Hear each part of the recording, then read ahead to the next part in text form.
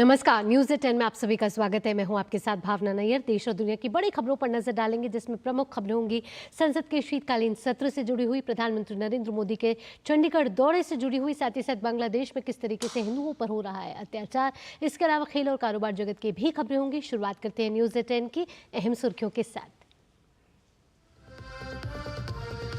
राष्ट्रपति द्रौपदी मुर्मू अब से थोड़ी देर में नई दिल्ली में वर्ष 2024 के लिए दिव्यांगजनों के सशक्तिकरण के लिए राष्ट्रीय पुरस्कार करेंगी वितरित।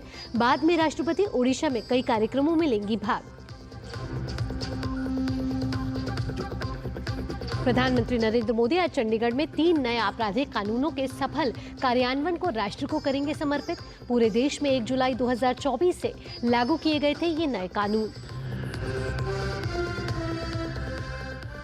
संसद में आज गतिरोध खत्म होने की संभावना। दोनों सदनों में प्रश्नकाल के दौरान कई विषयों पर होगी चर्चा। अनेक अहम विधेयक भी किए जाएंगे पेश।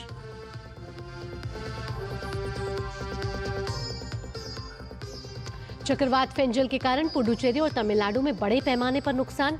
तिरुवन्नामलई में भूस्खलन से 7 लोगों की मौत। बचाव कार्य के लिए भेजा गया भारतीय सेना का दस्ता। बांग्लादेश में भारत विरोधी गतिविधियां जारी। उच्च न्यायालय में भारतीय टीवी चैनलों के प्रसारण को निलंबित करने की याचिका दायर। बांग्लादेश में हिंदुओं पर हो रहे अत्याचार के खिलाफ भारत में विरोध प्रदर्शन जारी।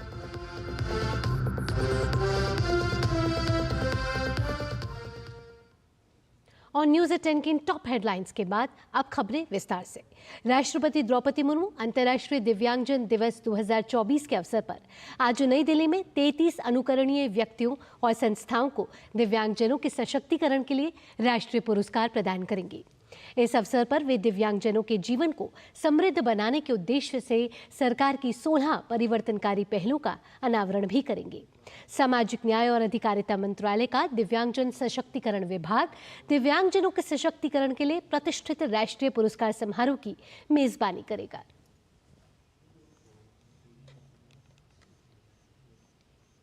प्रधानमंत्री नरेंद्र मोदी आज केंद्र शासित प्रदेश चंडीगढ़ के दौरे पर रहेंगे। दौरे के दौरान प्रधानमंत्री देश में लागू किए गए 3 नए आपराधिक कानूनों के कार्यान्वयन की समीक्षा और राष्ट्र को समर्पित करेंगे। प्रधानमंत्री नरेंद्र मोदी नए आपराधिक कानूनों के सफल कार्यान्वयन को राष्ट्र को समर्पित करेंगे। केंद्र शासित प्रदेश चंडीगढ़ में मंगलवार को होने वाले इस कार्यक्रम की तैयारी के लिए स्थानीय प्रशासन जोर शोर से लगा हुआ है।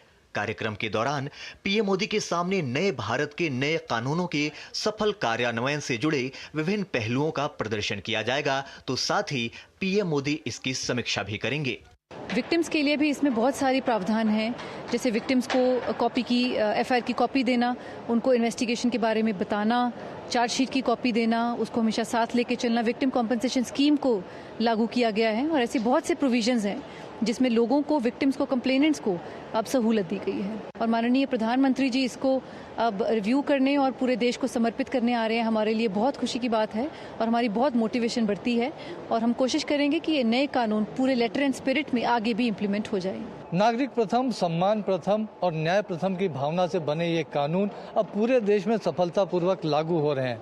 चंडीगढ़ में प्रधानमंत्री मोदी ये संदेश भी देंगे कि ये नए भारत के नए कानून न सिर्फ देश को अपराध मुक्त बनाएंगे, बल्कि साथ ही विकसित भारत का सपना पूरा करने में अहम साबित होंगे। बीते 1 जुलाई से देश भर में लागू हुए तीनों नए आपराधिक कानून दंड की जगह न्याय देने के सिद्धांत को ध्यान में रखकर बनाए गए हैं। इसके जरिए न सिर्फ ट्रायल तेजी से हो रहा है, बल्कि अपराधियों को तेजी से सजा भी मिल रही है। अब 5 महीने बीत चुके हैं और चंडीगढ़ पुलिस में तकरीबन 900 से ऊपर एफआईआर कर चुके हैं और सबसे खुशी की बात है कि 4 कन्विक्शंस भी हो चुके हैं। पहले पुराने कानूनों में 4 कन्विक्शंस होना 5 महीने में बहुत ही मुश्किल काम था, बट अब वो मुमकिन हो पाया है। भारत में भी अब जल्दी न्याय मिलेगा, जल्दी इन्वेस्टिगेशन होगी और सारा criminal justice system time bound तरीके से काम करेगा। आपराधिक न्याय प्रणाली को चलाने वाले लगभग 150 वर्ष पुराने कानूनों में बदलाव करते हुए देश की संसद ने भारतीय न्याय संहिता, भारतीय नागरिक सुरक्षा संहिता और भारतीय साक्ष्य अधिनियम को अपनी मंजूरी दी थी। इन नए कानूनों के लागू होने से क्रिमिनल जस्टिस सिस्टम में बहुत बड़ा बदलाव आ रहा है। अब तारीख पर तारीख नहीं मिल रहे, बल्कि स्पीडी ट्रायल के जरिए स्पीडी जस्टिस मिल रहा है। Bureau report, DD news. आज इस सुगम्य भारत अभियान के 9 साल पूरे हो रहे हैं। अभियान ने पिछले 9 वर्ष में दिव्यांग व्यक्तियों के लिए समावेशी वातावरण बनाने में महत्वपूर्ण उपलब्धियां हासिल की हैं। अभियान के जरिए दिव्यांगजनों का समावेश, सम्मान और सशक्तिकरण के ऐतिहासिक उपलब्धि को हासिल किया जा रहा है। So this is how the building will look.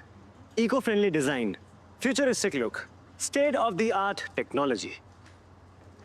समाज में एक नया वातावरण पैदा होना शुरू हो चुका है। कैसा लगा सर? व्यवस्थाएं भी विकसित हो रही हैं। इसको आपने एक्सेसिबल नहीं बनाया है। सॉरी सर, पर हम कहाँ सरकारी दफ्तर हैं? Look at the new airports, railway stations and buildings of today's India. हमारे प्राइम मिनिस्टर देश को एक्सेसिबल बनाने निकले हैं।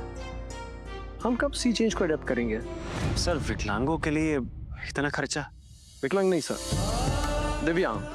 वही दिव्यांग जो दुनिया भर से मेडल्स ला रहे हैं, वही दिव्यांग जिनके बनाए दिए हम दिवाली में अपने ऑफिस में लगाते हैं, वही दिव्यांग जो डैडी जी के ब्रिलियंट फिजियोथेरेपिस्ट भी हैं। कोई आदमी शरीर से विकलांग नहीं होता। कुछ लोगों की सोच विकलांग जरूर होती है। Sir, I will revise all the designs. और बेस्ट ऑफ लक। देश भर में उठी लहर है। ये है सुगम्य भारत, जहां स्किल, स्पोर्ट्स, जॉब्स, आवास, डिजिटल टेक्नोलॉजी, ट्रांसपोर्ट, शिक्षा पर सबका अधिकार है। विकसित भारत का हम भी आधार हैं। 21वीं सदी में भारत की अर्थव्यवस्था में दिव्यांग जनों के कौशल को, उनकी प्रोडक्टिविटी को राष्ट्र के विकास में अधिक से अधिक हिस्सेदार होना जरूरी है। सुगम्य भारत अभियान के 9 साल। समावेश, सम्मान, सशक्तिकरण। सुगम्य भारत अभियान के तहत दिव्यांगजन देश के लिए विशेष सामर्थ्य का प्रतीक बन रहे हैं। आत्मनिर्भर भारत में आत्मनिर्भर दिव्यांग विकसित भारत को साकार करने में महत्वपूर्ण भूमिका निभा रहे हैं। देखिए ये खास वीडियो।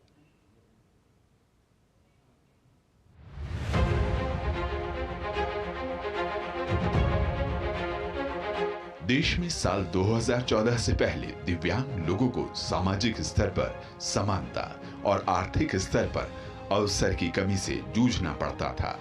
प्रधानमंत्री नरेंद्र मोदी जी ने इस परेशानी को संवेदनशीलता के साथ समझा।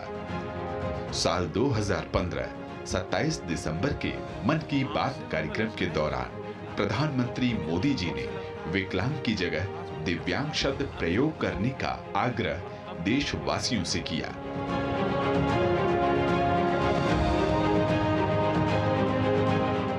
यह शुरुआत अद्वितीय थी। आजाद भारत के 70 साल के इतिहास में दिव्यांग जनों के आत्मसम्मान और उनके सामर्थ्य के लिए पहला मौका था जब देश के प्रधानमंत्री ने खुद बदलाव की बागडोर संभाली। क्यों न हम हमारे देश में विकलांग की जगह पर दिव्यांग शब्द का उपयोग करें।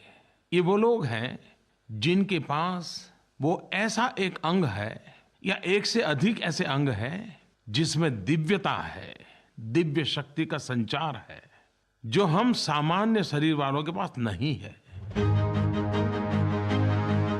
सुगम्य भारत अभियान का शुभारंभ हुआ, जिसने दिव्यांग जनों की तकलीफों को समझा और 100% समाधान करने की ओर प्रयास शुरू किए।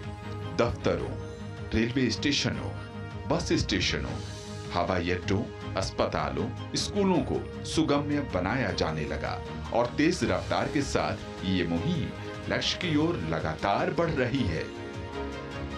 अब आने जाने की चुनौती कम होने लगी है। सूचना और संचार को भी इस दौरान सुगम्य बनाया गया है। भाषा की बाध्यता खत्म करने की दिशा में एक देश, एक साइन लैंग्वेज ऐतिहासिक कदम साबित हो रहा है। ये सभी प्रयास प्रेरित हैं प्रधानमंत्री मोदी जी के विजन से।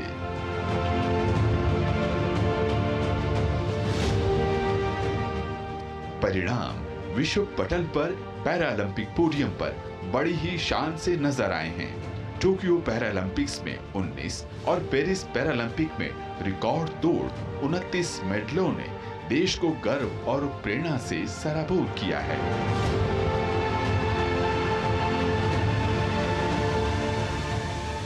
मैं आप लोगों के माध्यम से देश में एक कल्चर पैदा करना चाहता हूं। वो कल्चर ये है कि देश के हर नागरिक को समाज में जिनके जीवन में इस प्रकार की कठिनाई है, जो हमारे दिव्यांगजन है, उनकी तरफ देखने का दृष्टिकोण बदले। वे उनके प्रति सम्मान के भाव से देखें, दया भाव से नहीं। वो हमें मंजूर नहीं है। दया भाव नहीं चाहिए, सम्मान से देखें, मैं तुमसे कम नहीं हूं। ये मिजाज मुझे देश में पैदा करना है। प्रधानमंत्री नरेंद्र मोदी ने बीते 10 सालों में दिव्यांग जनों के सपनों को नई पहचान दी है। करियर चुनने की अब उन्हें पूरी आजादी है। रोजगार के समान अवसर हैं। शिक्षा में भी समानता बढ़ी है। उच्च शिक्षण संस्थानों में आरक्षण 3% से बढ़कर 5% कर दिया गया है। केंद्र सरकार की सेवाओं में आरक्षण कोटा 3 से बढ़ाकर 4% हो चुकी है। मोदी सरकार के संवेदनशील प्रयासों से मानसिक धारणा बदल रही है। अब दिव्यांगजन विशेष सामर्थ्य का प्रतीक बन रहे हैं। आत्मनिर्भर भारत में आत्मनिर्भर दिव्यांग, यही है नया विकसित भारत।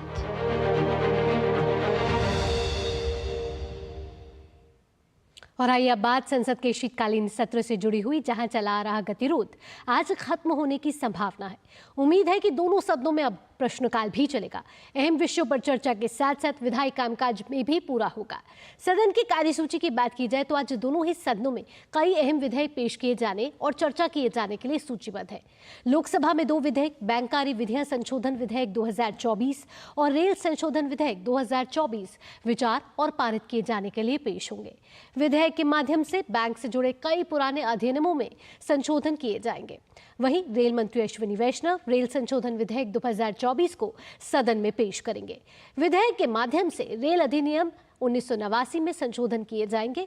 राज्यसभा की बात कर लेते हैं। उच्च सदन में 2 विधेयक, तेल क्षेत्र विनियमन तथा विकास संशोधन विधेयक 2024 और भारतीय वायुयान विधेयक 2024 चर्चा के लिए पेश होंगे। पेट्रोलियम एवं प्राकृतिक गैस मंत्री हरदीप सिंह पुरी तेल क्षेत्र के से संबंधित विधेयक को सदन में चर्चा के लिए रखेंगे। इस विधेयक के माध्यम से तेल क्षेत्र विनियमन तथा विकास अधिनियम 1948 में संशोधन किए जाने का प्रस्ताव है। वहीं नागर विमानन मंत्री किंजरापू राम मोहन नायडू भारतीय वायुयान विधेयक 2024 को चर्चा के लिए पेश करेंगे। विधेयक में विमान के लिए डिजाइन, निर्माण, रखरखाव, कब्जे, उपयोग, संचालन, बिक्री, निर्यात और आयात के विनियमन और नियंत्रण और साथ ही उससे संबंधित मामलों में परिवर्तन का प्रस्ताव है। इसके साथ ही दोनों सदनों में कई अहम पत्र पेश किए जाएंगे। दोनों ही सदनों में प्रश्नकाल के दौरान अलग अलग मंत्रालयों से कई अहम प्रश्न पूछे जाएंगे।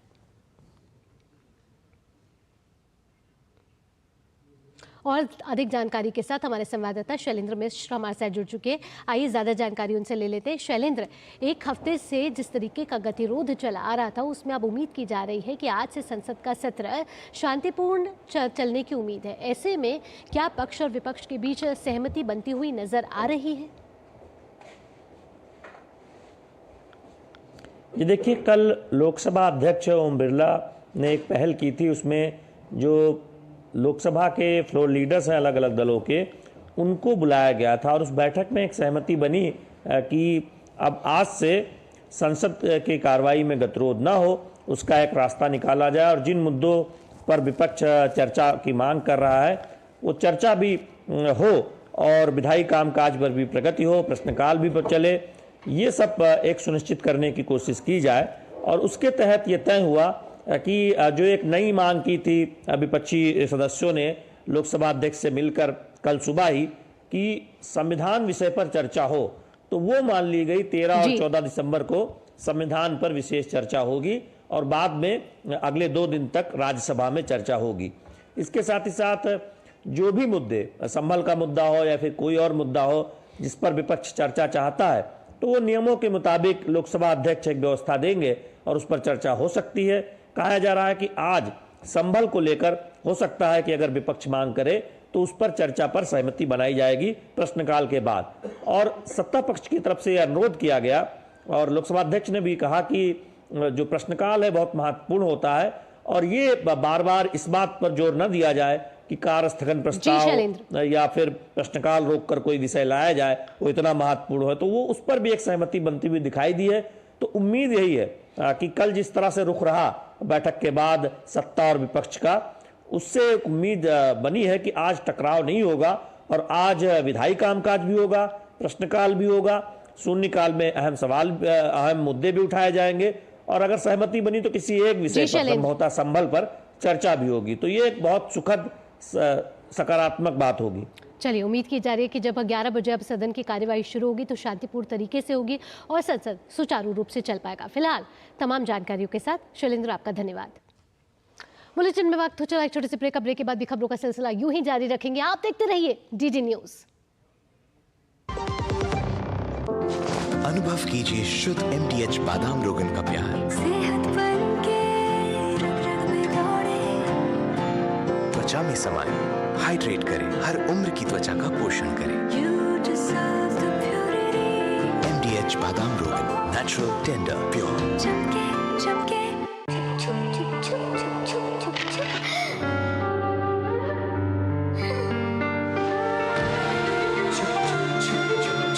आ जाओ।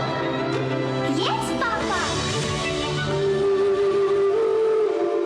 जिंदगी किसी के लिए नहीं रुकती, हम भी आपको कहाँ रुकने देंगे।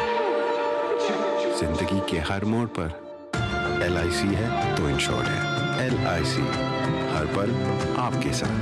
जब धरती चीर कर निकलता है लोहे का पत्थर और मिलता है मोंगिया के जोश से, फिर तपता है, पिघलता है और बनता है फौलाद। अब होता है सरिया सारी खूबियों के साथ। मोंगिया स्टील, मजबूत देश का मजबूत सरिया। पापा ने कहा इंजीनियर बनो, बन गया। हस्बैंड बनो, वो भी बन गया। पर मूर्ख बनो तो कहा ही नहीं। देखिए, नकली पेमेंट का SMS, कहते हैं पापा का उधार लौटा रहे हैं, फिर बोलेंगे गलती से ज्यादा पैसे भेज दिए, बेटे बाकी के पैसे वापिस कर दो। आज्ञाकारी बेटा हूं, मूर्ख नहीं हूं। याद रहे, UPI सेफ है, मगर कोई ऐसे बेवकूफ बनाए तो कहो मैं मूर्ख नहीं हूं।